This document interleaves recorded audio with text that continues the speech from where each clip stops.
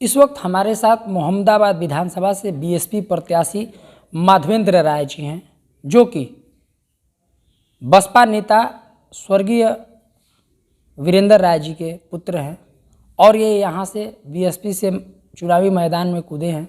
हमारे साथ ये मौजूद हैं, उनसे बात करेंगे कि क्या जिस तरह से ये मोहम्मदाबाद विधानसभा पूर्वांचल की सबसे हॉट सीटों में से रही है, अधिकांशतः अंसारी परिवार का कब्जा रहा है। यदि भारतीय जनता पार्टी की भी बात करें तो यहाँ से 3 बार विधायक अलका राय भी रही हैं। ये इनका पहला चुनाव है, चुनावी मैदान में आए हैं। इनसे मैं बात करता हूँ और जानता हूँ कि इनके सामने क्या चुनौतियाँ होंगी, किस तरह से ये जनता के बीच में लोगों से बात कर रहे हैं, इनकी क्या मुद्दे हैं, किस तरह से लोगों को अपने तरफ घुमाने के लिए लोगों से बात कर रहे हैं। मैं खुद इनसे बात करता हूं। माधवेंद्र जी, आप पहली बार चुनाव लड़ रहे हैं। आपके पिताजी भी यहाँ से बीएसपी से प्रत्याशी रहे हैं और वो बहुत अच्छे टक्कर भी दिए थे, हालांकि विधायक नहीं बन पाए थे, लेकिन उनका एक जलवा था, क्रेज था। क्या लगता है कि पिताजी के विरासत को आप आगे बढ़ाएंगे? क्या महसूस हो रहा है? नमस्कार, बहुत बहुत धन्यवाद। सबसे पहले मैं आपके चैनल के माध्यम से अपनी राजनीतिक और मेरे पिताजी की राजनीतिक जो यहाँ इस विधानसभा के अंदर में योगदान रहा है, उसके बारे में मैं बताना चाहूँगा आपसे। जैसा कि आपने अभी मुझे बताया कि मेरे पिताजी बहुजन समाज पार्टी के प्रत्याशी रहे हैं, काफ़ी जनाधार रहा उनका है। विधायक नहीं बने, ये अलग बात, जीत हार अलग की बात होती है। तो मैं आपको बताना चाहता हूँ कि मेरे पिताजी प्रशासनिक सेवा में थे और उनकी रुचि थी कि वो जन सेवा के माध्यम से जितने भी हमारे ख़ास तौर से विधानसभा के जो गरीब, जो कमज़ोर, जो शोषित लोग हैं, उनकी वो आवाज़ बने, उनकी ताकत बने, ये सोच करके वो मोहम्मदाबाद के अंदर में सक्रिय राजनीति में आए, अपने प्रशासनिक सेवा से इस्तीफा दे करके। और उन्होंने अपने जीवन काल में जितना भी समय दे सकते थे, उतना समय वो गरीबों, शोषितों के बीच में रह करके उनकी आवाज़ को, उनकी तकलीफ़ों को और उनके सामाजिक समानता में लाने के लिए जितना उनसे सहयोग हो सकता था वो करते रहे। सबसे खास बात ये थी कि उनके साथ में जो हमारा सवर्ण समाज है, जो इस विधानसभा के अंदर में भूमिहार समाज है, ब्राह्मण समाज है, कायस्थ है, राजपूत है, ये सब लोग उनकी ताकत बन गए थे। उनकी ताकत बन करके साथ रह करके और पूरे विधानसभा के गरीब, शोषित, मजबूर, पिछड़े, अति पिछड़े लोगों की वो मदद करते रहे। और सबसे बड़ा जो उनके अंदर जो पीड़ा थी कि हमारा जो विधानसभा है, वैसे भी हमारा प्रदेश के अंदर, इस प्रदेश के अंदर में गाजीपुर जिला पिछड़ों जिला में गिनती में आती है। और जो हमारा मोहम्मदाबाद विधानसभा है, ये अति पिछड़ा हो चुका है। ये तो उनके मन में एक पीड़ा था, क्योंकि हमारे पिताजी के मामा स्वर्गीय कल्पनाथ राय जी इस प्रदेश के अंदर में नहीं, पूरे देश के अंदर में विकास पुरुष के नाम पे जाना जाता था उनको, उनके बारे में। और चूँकि उसी परिवार से हमारे पिताजी भी थे, उनके अंदर भी एक प्रदेश के अंदर हमने विधानसभा को, ज़िले को एक अच्छा विकसित ज़िला बनाना उनका सपना था और वो इसमें लगातार प्रयास करते रहे। और उनके विजन को देखते हुए इस क्षेत्र की जनता उनके साथ में बहुत ही मजबूती से, दमदारी से खड़ी थी। विधायक नहीं बन पाना वो अलग बात है। जब वो चुनाव लड़े थे बहुजन समाज पार्टी के सिंबल पे, उनको इस क्षेत्र के जनता ने बहुत सहयोग दिया, बहुत अपरम प्यार दिए। कुछ महज कुछ वोटों के अंतर से वो विधायक न बन पाना, ये बहुत बड़ा कोई मुद्दा नहीं लगता है।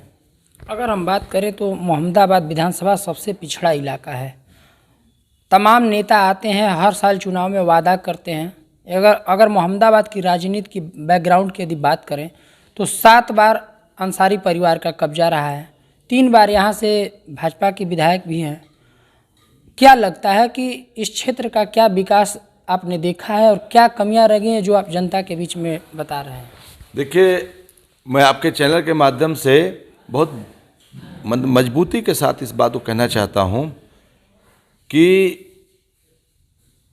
1984 से यहाँ से जो हमारे इस विधानसभा का जो प्रतिनिधित्व किए हुए हैं अफजाल अंसारी जी, उनका और उनके परिवार के सदस्यों का यहाँ पर 7 बार उनको मौका दिया, हमारी इस जनता ने आशीर्वाद दिया। उसके साथ साथ में जो हमारी वर्तमान में विधायिका जी हैं, उनको भी इस क्षेत्र की जनता ने आशीर्वाद दिया 2 बार। इसके पूर्व हमारे माननीय किशन राज जी को भी जनता ने आशीर्वाद दिया था। और इतना समय के बाद जो हमारे क्षेत्र का विकास होना चाहिए था, मुझे अफसोस के साथ मैं कहना चाहता हूं मैं कि यहाँ पर पूरे मेरे इस विधानसभा के अंदर में एक भी ऐसा विकास के नाम पर काम मुझे नहीं दिखाई देता है, और न तो हमारे क्षेत्र में किसी को दिखाई देता है जिसको हम ये कह सकें कि विकसित विकास हुआ है। हमारे इस क्षेत्र को खास तौर से जो हमारा करेल क्षेत्र है, जहाँ पर मैं पिछले मुझे लगता है कि 50 साल से हम सुनते आ रहे हैं कि यहाँ पर सड़कों की समस्या है, यहाँ पर बिजली की समस्या है, यहाँ पर जितने भी सरकारी ट्यूबवेल्स हैं वो बंद पड़े हैं। क्योंकि ये किसान प्रधान हमारा क्षेत्र आता है, यहाँ की ज़मीन बहुत उपजाऊ है, लेकिन उपजाऊ है, इसमें फसल हम जब चाहेंगे कि उपज हो तो उसकी जो भी उसकी व्यवस्था होती है, नहर की व्यवस्था होनी चाहिए, पानी की व्यवस्था होनी चाहिए सुचारू रूप से, रास्ते हो तो यहाँ पर हमारे लोग आ जा सकें अच्छे तरीके से, यहाँ पर खाद की व्यवस्था होनी चाहिए, जो कि हमारे किसानों की जरूरत की चीज़ें हैं वो नहीं रही हैं। सबसे बड़ी समस्या यहाँ पर मानसून के समय में, करेल के अंदर में जब मानसून का समय आता है और यहाँ की लोकल नदी जो मगही नदी है वो जब पूरी तरह से भर जाती है तो उसका पानी ओवरफ्लो हो करके और पूरे हजारों हजार एकड़ में ये पूरा जल जमा हो जाता है। और ये जल जमा होने के कारण जो भी फसल होती है तो फसल सारी बर्बाद हो जाती हैं, और उसके बाद में भी जो दूसरी फसल होनी चाहिए उसकी भी जो है वहाँ पर उपज नहीं होती है, खेती नहीं कर पाते किसान हमारे हैं, क्योंकि पूरा का पूरा पानी पूरा खेत जो है वो जलमग्न हो रहता है। तो ये तो हमारी बड़ी समस्या हो गई करेल के लिए। आप बात आते हैं कि अगर हम बात करते हैं कि भाई यहाँ पर व्यवस्था क्या है, आप ये देखिए कि जो हमारा करेल क्षेत्र है या बांगर है, जो कि मुख्य मार्ग से सड़क से काफ़ी दूर दूर अंदर इंटीरियर में गांव होते हैं, एक भी ऐसी अच्छी अस्पताल की व्यवस्था नहीं है। गांव तो छोड़िए, जो हमारा मोहम्मदाबाद तहसील है, यहाँ भी जो अस्पताल है वो सिर्फ नाम मात्र का अस्पताल है। यहाँ पर न अच्छे डॉक्टर्स हैं, न यहाँ पर कोई ऐसी अच्छी मशीनें हैं, और न यहाँ कोई दवाई की व्यवस्था होती है। हमारे लोग जो दूर दराज गांव में रहते हैं, बीमार पड़ते हैं, तो सड़कें खराब होने की वजह से वो मजबूरी में अस्पताल तक पहुंच नहीं पाते हैं। अगर किसी तरीके से अपने आप को पहुंचाते भी हैं मोहम्मदाबाद में, तो यहाँ का अस्पताल की जो जर्जर अवस्था है उसको देखते हुए डॉक्टर यहाँ के वो मतलब थोड़ा भी क्रिटिकल केस रहता है तो डॉक्टर सीधे हाथ खड़ी कर देता है, बोलता है कि आप इसको लेकर चलिए, गाजीपुर चले जाइए, या उसके और भी बड़े अस्पताल हैं, बनारस में है, लखनऊ में है, वो बिना देखे उनको रेफ़र कर देता है, क्योंकि उसकी मजबूरी है। अगर वो चेक करता है तो उसको चेक करने को जो संसाधन चाहिए, जो इक्विपमेंट चाहिए, उसके पास में है नहीं डॉक्टर के पास में। अगर वो अपनी मर्जी, अपने विवेक से जो उसने पढ़ाई किया हुआ है, अगर वो चाहता है कि इलाज करूँ तो यहाँ पर दवाइयाँ नहीं हैं, वो उनको सीधे भेज देता है। अब हालत ये होती है कि अच्छी प्राइमरी जो होती है, जो हमको इमीडिएट जो डॉक्टर का सुविधा चाहिए, इलाज चाहिए, वो न मिलने के कारण लोग दूर जाते हैं, और मालूम होता है कि रास्ते में कैजुअल्टी हो जाती है, लोगों की जान चली जाती है। ये हमारा दुर्भाग्य है। आज हम लोग 21वीं सदी में रह रहे हैं, हम 21वीं सदी में रहे हैं और हमारी जान चली जाती है क्योंकि हमारे पास सड़क नहीं है, हमारी जान चली जाती है क्योंकि यहाँ पर अस्पताल में डॉक्टर नहीं हैं, हमारी जान चली जाती है क्योंकि यहाँ पर दवाइयाँ नहीं हैं। इससे से बड़ा दुर्भाग्य क्या हो सकता है हमारे देश के लिए। आज हमारा जो आज की वर्तमान सरकार है केंद्र की, भारतीय जनता पार्टी सरकार है, वो जोर जोर से चिल्ला करके ये अपनी बात कहते हैं कि आज हमारा देश, हमारा प्रदेश, ज़िले का हर ज़िला, हर गांव पूरी तरह से जो है वो विकसित हो चुका है, हर संसाधन से मजबूत है, लेकिन दुर्भाग्य मुझे कहीं दिखता नहीं है। बात आती है शिक्षा की। शिक्षा के लिए यहाँ पर जो सरकारी स्कूल हैं, जो वहाँ पे अध्यापक हैं, वो उस बिल्डिंग में जो है वो शिक्षा क्या देंगे जिस बिल्डिंग की हालत इतनी जर्जर होती है। उनको खुद डर लगता है कि बिल्डिंग कब गिर जाएगी। मैं जाता हूँ गांव-गांव में, वहाँ के स्कूलों को देख के आता हूँ मैं। इतने स्कूलों के आसपास में गंदगी पड़ी हुई है, कोई वहाँ पर सुरक्षा का कोई ध्यान नहीं रखा जाता है। मैं एक गाँव में गया, वहाँ पर मैंने स्कूल देखा तो स्कूल के अंदर चारों तरफ पानी का जल जमाव था और जलकुंभी से भरा हुआ था। गांव के छोटे छोटे बच्चे, गांव के लोग वो पानी की सफाई कर रहे हैं और उस जलकुंभी को निकाल रहे हैं ताकि पानी हटेगा तो जल जमाव खत्म होगा तो हमारे बच्चे स्कूल में जाएंगे। और स्कूल की बिल्डिंग देखा मैं कि वो कब गिर जाएगी उसका कोई भरोसा नहीं है। शिक्षा का स्तर इतना गिरा हुआ है कि लोग मजबूरी में अपने बच्चों को अच्छी शिक्षा देने के लिए लोग बाहर भेजते हैं। कोई गाजीपुर भेजता है, कोई लखनऊ भेजता है, कोई प्रदेश से बाहर भेजता है। तो ये क्यों? मेरा सवाल है क्यों? बाहर क्यों जाएंगे? जो व्यवस्था किसी दूसरे प्रदेश के अंदर में शिक्षा की व्यवस्था वहाँ की सरकार कर सकती है, तो वो व्यवस्था हमारे गाजीपुर में, हमारे मोहम्मदाबाद में क्यों नहीं हो सकता है? करने की इच्छा नहीं है। हमारे जो यहाँ के जो भी एमएलए हमारे रहे हैं पूर्व में, इन लोगों की इच्छा नहीं है। ये चाहते नहीं कि यहाँ विकास हो। वो चाहते हैं कि यहाँ की जनता को जाति के आधार पर इनको आपस में इतना ज़्यादा घृणा पैदा करके रखें, लोगों को लड़ाई झगड़े में इतना इन्वॉल्व करें कि लोग इसमें से बाहर ही ना आए। और इससे जब बाहर नहीं उलझे रहेंगे, जब झगड़े में उलझे रहेंगे तो इनको विकास से, इनको शिक्षा से, इनको रोजगार से कोई मतलब ही नहीं रहेगा। इसी में उलझ के रहेंगे। और ये पिछले 35 साल से यही लोग कर रहे हैं। लेकिन अब इस बार जनता समझ चुकी है, ये जान चुकी है। और इनके बहकावे में, इनके इस तरह के जातिगत जो इनकी राजनीति है उससे ऊपर उठ करके लोग इस बार बदलाव चाहते हैं, बदलाव करने का ठान लिया हुआ है। और इन लोगों ने देखा हुआ है कि अगर बदलाव करते हैं और बहुजन समाज पार्टी की सरकार बनती है तो बहुजन समाज पार्टी जो 2007 से लेकर 2012 तक की जो सरकार रही है, जो उस सरकार ने जो योजना दी, उस सरकार ने जो दलितों के लिए, जो गरीबों के लिए, जो गरीब महिलाएं हैं, जो हमारी गरीब जो है वो बच्चियां हैं जो पढ़ती हैं, उनकी पढ़ाई कैसे पूरी हो, वो कैसे वो स्वावलंबी बने, उन्हें जो काम किया हुआ है, उन्होंने जो है शिक्षकों के लिए जो काम किया, योजनाएं दी, जो उन्होंने पढ़े लिखे नौजवानों के लिए जो उन्होंने पुलिस में भर्ती का रोजगार दिए, शिक्षकों को उन्होंने भर्ती दिया, जो 5वीं तक पढ़े थे, जो कम पढ़े थे उनको भी उन्होंने रोजगार दिया सफाई कर्मी के तहत में आकर के। गाँवों को जो उन्होंने जो है, गलियों को जो उन्होंने जो गड्ढा मुक्त किया, जो पानी नाली से मुक्त किया, अच्छी सड़कें दी, ये अंबेडकर ग्राम योजना के अंतर्गत में, ये तमाम ऐसे काम रहे हैं जो मौलिक सुविधाएं देती हैं, जो हमारी प्रिंसिपल सुविधाएं हैं, वो जो सरकार ने दी। उसको देखते हुए इस बार प्रदेश की जनता, इस बार हमारे मोहम्मदाबाद की जनता ने पूरी तरह से ठान लिया हुआ है कि इस विधानसभा में विकल्प के रूप में जो है बसपा के प्रत्याशी के साथ लोग खड़े हैं, हर समाज, हर वर्ग के लोग खड़े हैं और ये लोग चुनाव जिताने जा रहे हैं। इन लोगों का इस बार इस विधानसभा से दोनों लोगों का पत्ता साफ होना है, क्योंकि इन लोगों के आपस में इन लोगों की साजिश है कि कुछ समय हम रहेंगे और कुछ समय आप रहोगे। कभी जनता इनके साथ जाती है, कभी जनता दूसरे के साथ जाती है, लेकिन इस बार ये चीज़ नहीं होने वाली है। ये आप देखिएगा 7 तारीख को जब चुनाव होगा, 10 तारीख गिनती होगी तो इन लोगों की जमानत जब्त हो जाएगी। एक तरफा लोग जो है हमारे साथ में खड़े हैं। एक चर्चा लोगों में है कि बीएसपी से आप प्रत्याशी हैं। यहाँ लोग चर्चा कर रहे हैं कि नहीं, जो बीएसपी का प्रत्याशी हैं वो अंसारी परिवार से टिकट दिलाए हैं या फिर इनकी मिली भगत है ताकि कोई दूसरा आने न पाए। क्या आप इसको कैसे देखते हैं?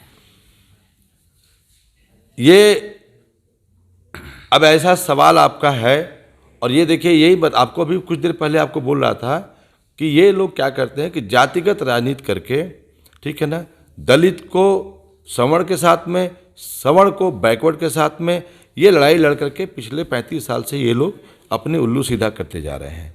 अभी इस बार इनको समझ में आ गया है कि चुनाव में बुरी तरह से हार रहा हूँ मैं, चुनाव बुरी तरह से हार रहे लोग हैं। तो अब इन लोगों को दिख गया है कि अगर माधवेंद्र राय को अगर हम लोग किसी तरह से क्या हम लोग तरीका अपनाएं, कैसी कौन सी झूठी अफवाह उड़ाएं, कैसे हम ऐसी बातें कहें जिससे जनता भ्रमित हो।